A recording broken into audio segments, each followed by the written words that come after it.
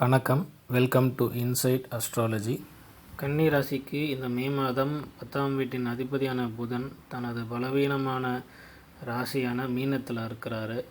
அதுவும் செவ்வாயோட 7ஆம் வீட்டில் இருக்கிறாரு. இதனால் உத்தியோகத்தில் நீங்கள் கடினமாக உழைக்க வேண்டியது இருக்கும். நீங்கள் கடினமாக உழைச்சாதான் நீங்கள் எதாவது சாதிக்க முடியும். உங்களோட எதிரிங்க பார்த்தீங்கன்னா உங்களோட எல்லா பக்கத்துலேருந்து உங்களை சுற்றி வளைப்பாங்க. அதனால் நீங்கள் கொஞ்சம் புத்திசாலித்தனமாக வேலை செய்கிறது நல்லது. பிஸ்னஸை பொறுத்த வரைக்கும் 7ஆம் வீட்டில் ராகு, செவ்வாய், புதன் இருக்கார். ராசியிலேயே கேது பகவானார் இருக்கிறாரு. ஸோ அதனால் பிஸ்னஸில் நீங்கள் குழப்பம் அடைகிறதுக்கான வாய்ப்புகள் அதிகமாக இருக்குது. உங்கள் பிஸ்னஸ் பார்ட்னர்ஸ் கூட உறவுகள் மோசமடைகிறதுக்கான வாய்ப்புகள் அதிகமாக இருக்குது. உங்கள் பிஸ்னஸ் பார்ட்னர்ஸோட உறவுகள் கொஞ்சம் மோசம் அடைவதுக்கான வாய்ப்புகள் அதிகமாக இருக்குது. ஸோ அதனால் நீங்கள் அவங்கள நல்லா கவனிச்சிக்கணும், நல்லா நடத்தணும். இல்லைனா உங்களுக்கு நிறைய பிரச்சனைகள் வர வாய்ப்பு இருக்குது.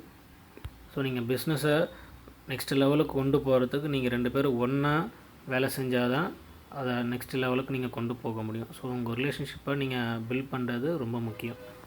5ஆம் வீட்டின் அதிபதியான சனி பகவான் பார்த்திங்கன்னா உங்களோட 6ஆம் வீட்டில் அமர்ந்து உங்களுக்கு கடினமாக உழைக்க வைக்க போகிறாரு.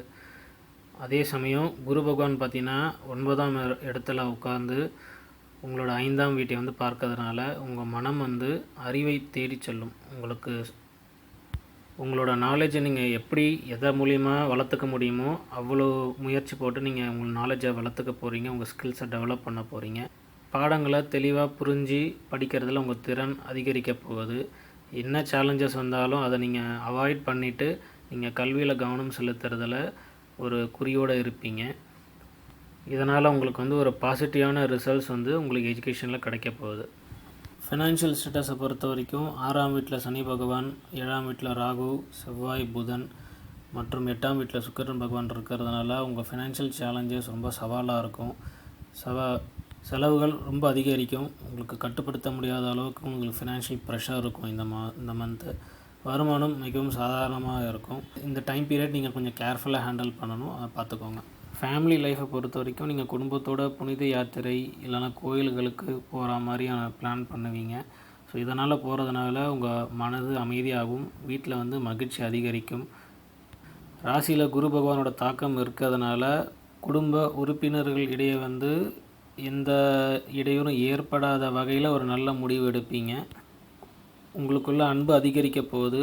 நீங்கள் ஒருவருக்கொருவர் சார்ந்து இருக்கிற மாதிரியான சிச்சுவேஷன் கிடைக்க போகுது. நம்பிக்கை நாளுக்கு நாள் படிப்படியாக அதிகரிக்கும்.